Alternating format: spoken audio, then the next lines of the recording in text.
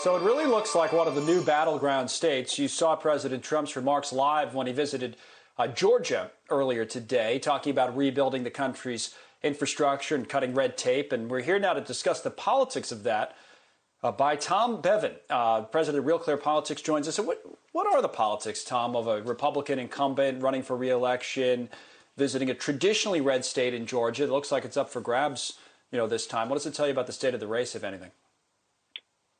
Well, it's not a good sign for President Trump that a lot of these states that have been traditionally Republican are now, he's having to defend them. Georgia's a state he won by 5 points in 2016. We just saw some polls come out showing that Texas seems to be a state that is, the Biden campaign and Democrats think they have a chance of flipping Texas. So Trump's going to have to spend money and time there as well. Arizona is another one that is in the sort of toss-up column. So President Trump, the map has expanded and not necessarily in his favor. Again, these are traditionally red states, but it looks like he's going to really have to fight to hold on to them this time around. The Trump campaign and supporters, they continue to argue that the polls, in their view, will be wrong as they were in 2016. That continues to be the argument. And we have seen polls be, at least today, kind of all over the map. I know Rasmussen had it Biden +3. Well, Quinnipiac had it Biden +15. You guys at Real Clear, your job is to kind of bring it all together and give us an average. But what do you say to people when they say, hey, what's the state of the race right now, big picture?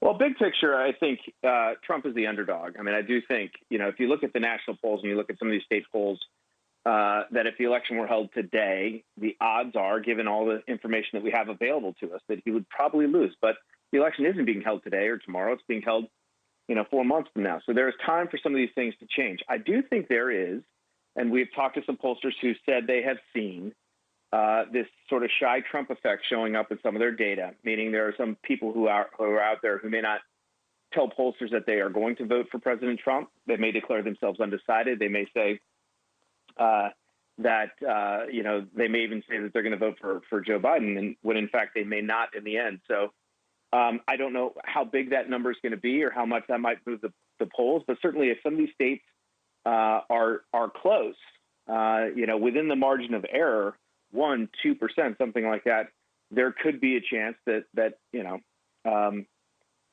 polls are off and Trump will outperform his polls and do better than expected. Which he did last time when he was closer. Biden, we were looking at the data the other day, is running about double the pace of Clinton. In other words, has about double the lead of what Hillary Clinton did this time around. So it would have to be a little closer for that, as you call it, shy Trump effect to matter, right? We only have a few seconds. Correct. Yes, and as I said, that's why when he's down, 5 or 6 points, all the polls showing him down on average 5 or 6 points at a place like Florida, he's the underdog. And again, This will all come down to turnout and who can turn out their voters in the end. Yep, that's always the way. Tom, thank you.